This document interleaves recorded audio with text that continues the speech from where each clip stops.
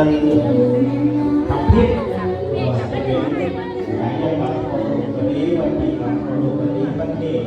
ทั้งหลายแต่ว่าขอมาการเมืองการเมืองการเมืองการเมืองหลวงพ่อจะได้สัญญาณพ่อแม่กับลูกหลาน